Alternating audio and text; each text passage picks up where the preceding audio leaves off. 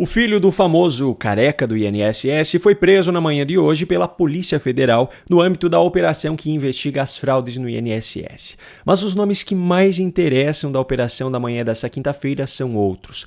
Adroaldo Portal, o homem que aparece na foto ao lado de Lula, e Roberta Luxinger, amiga de Fábio Luiz, mais conhecido como Lulinha, filho de Lula. Adroaldo já foi chefe de gabinete do senador Everton Rocha, do PDT, que também foi um dos alvos da operação dessa manhã. No caso do senador, o mandado foi de busca e apreensão na sua residência. Só que o ponto mais importante dessa história não é aquilo que Adroaldo já foi, mas o cargo que ele estava ocupando até hoje de manhã, o de secretário executivo do Ministério da Previdência do governo Lula.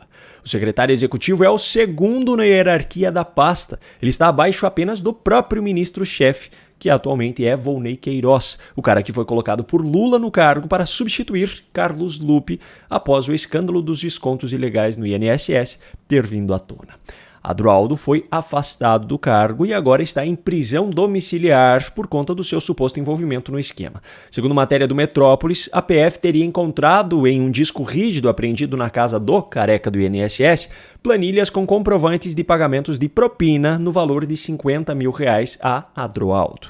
Parece piada, mas o caso do secretário executivo foi noticiado dessa forma pela Globo News na manhã de hoje. Gente, a operação do INSS já provocou a primeira baixa no governo. O ministro da Previdência, Volney Queiroz, demitiu o seu número 2, o secretário executivo Adroaldo Portal. O Adroaldo foi alvo de mandado de prisão e também de afastamento por suspeitas de envolvimento nesse esquema de desvios do INSS.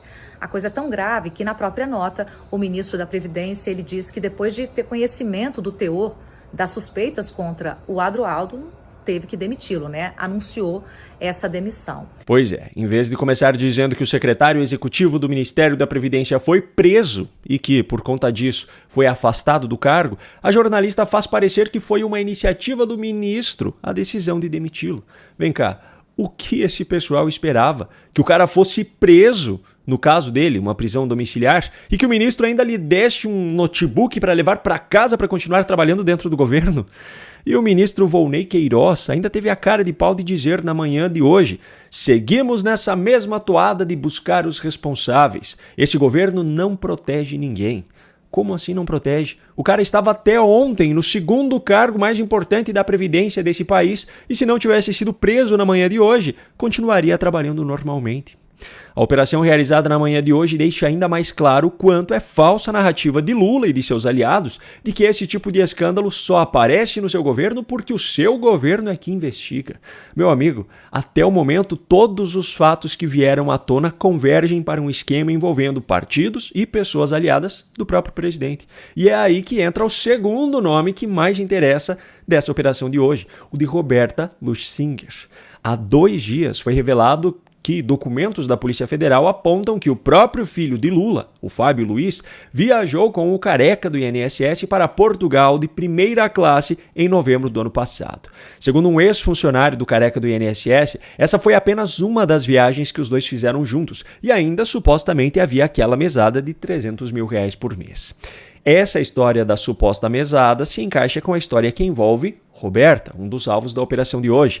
Segundo matéria do portal Metrópolis, documentos da Polícia Federal revelam que o careca do INSS mandou R$1,5 milhão para ela, a empresária Roberta, que coincidentemente é amiga de Fábio Luiz, e em uma dessas transferências o careca ainda explicava que o dinheiro era para, abro aspas, o filho do rapaz, fecho aspas.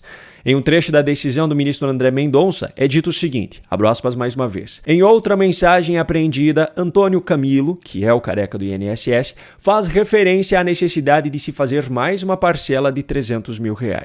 Ao ser indagado por Milton, que é o contador do careca, acerca de quem seria o destinatário dos valores, Antônio Camilo responde: o filho do rapaz, fecho aspas. Só que apesar de Roberta ter sido um dos alvos da operação deflagrada na manhã de hoje, Lulinha não foi.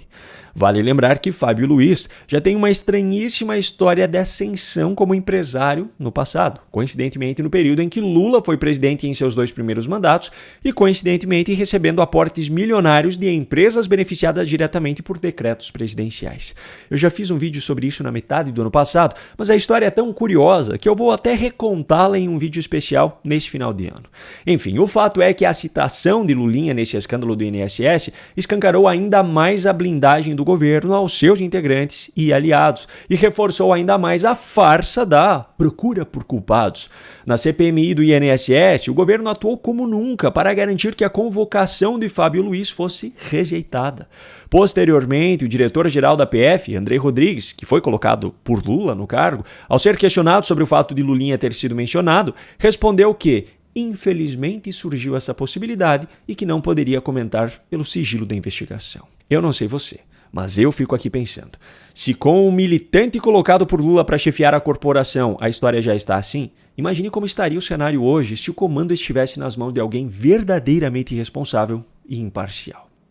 Bom, curiosamente, hoje mesmo, próximo ao meio-dia, Lula participou de uma entrevista coletiva com jornalistas em Brasília. E a primeira pergunta foi justamente sobre esse assunto. A resposta foi com as mesmas narrativas de sempre. Bom dia, presidente. A Polícia Federal deflagrou hoje uma nova fase da investigação sobre a fraude do INSS, envolvendo o vice-líder do governo e prendeu o número 2 do Ministério da Previdência. Os descontos indevidos, embora tenham iniciado no governo Bolsonaro, dispararam muito no seu governo.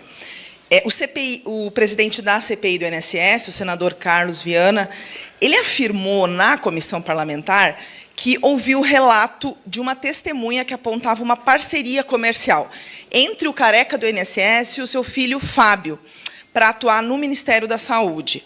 Além disso, a comissão e a Polícia Federal têm investigado a entidade da qual o seu irmão é dirigente. Eu queria saber a sua opinião sobre esses fatos, presidente. Olha, veja, primeiro, o que eu posso te dizer de opinião é que a decisão de apurar esse fato foi do governo. Aí, por que demorou? Demorou porque, como a gente não quer fazer pirotecnia, a gente queria investigar com seriedade, a nossa querida Ministério, a Controladoria Geral da União, levou praticamente 2 anos fazendo investigação. Porque seria muito fácil você fazer uma denúncia e não apurar. E a operação demorou. E foi nós do governo que tomamos a decisão de comunicar à sociedade brasileira o desfeito. E é importante lembrar que eu queria que nós convocássemos a CPI. Seria a primeira vez que o governo poderia convocar uma CPI. Aí o pessoal entendeu que não era correto o governo fazer uma CPI e deixou a oposição fazer a CPI. Mas eu achava que, como nós tínhamos descoberto a denúncia, a bandidagem, a corrupção, a roubalheira, a gente tinha que fazer a CPI. E eu tenho dito para os meus ministros, tenho dito para as pessoas que participam da CPI, é importante que haja seriedade para que a gente possa investigar todas as pessoas que estão envolvidas, todas as pessoas. Ninguém ficará livre. Se tiver filho meu metido nisso, ele será investigado. Se tiver meu pai, que já morreu, não. Sabe? Se tiver, o Haddad vai ser investigado. O Ricota, com essa seriedade, vai ser investigado. Isso é o que ele diz. Mas, na prática, a sua base tentou barrar a abertura da CPMI, tentou assumir o controle sobre a presidência e a relatoria e, durante os trabalhos da comissão, lutou para barrar a convocação e, consequentemente, blindar cada nome relacionado ao PT ou diretamente a Lula, como foi o caso do seu próprio filho.